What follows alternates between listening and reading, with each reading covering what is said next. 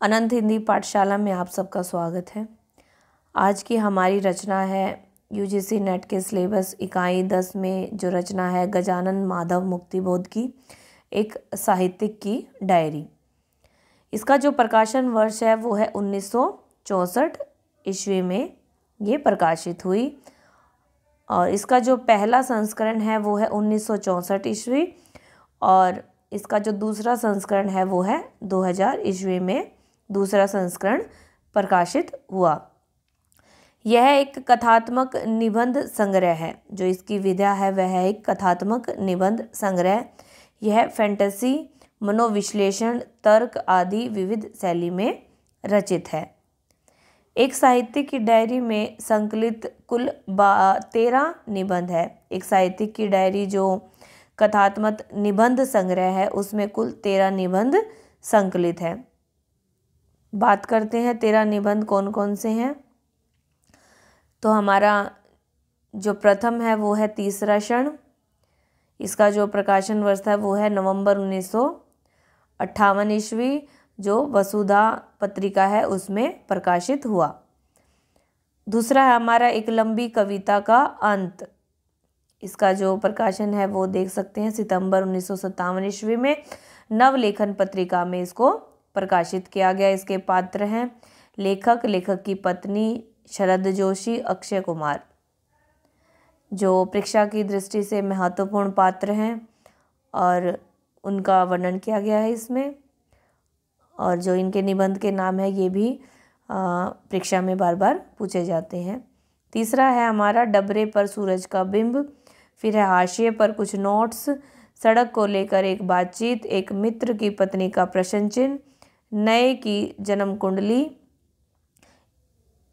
इसके भी 2 भाग हैं।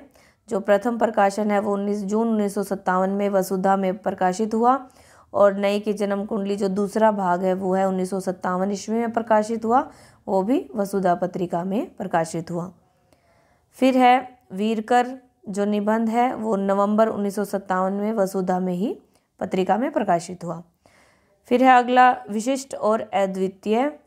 फिर आगे है कुटुयान और काव्य सत्य, 1957 ईस्वी में वसुधा में प्रकाशित हुआ।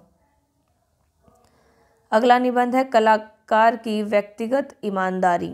इसका जो पहला भाग है वो है अक्टूबर 1957 में प्रकाशित हुआ वसुधा में और इसी का कलाकार की व्यक्तिगत ईमानदारी भाग 2 है जो वो 1960 अक्टूबर में प्रकाशित हुआ वसुधा पत्रिका में।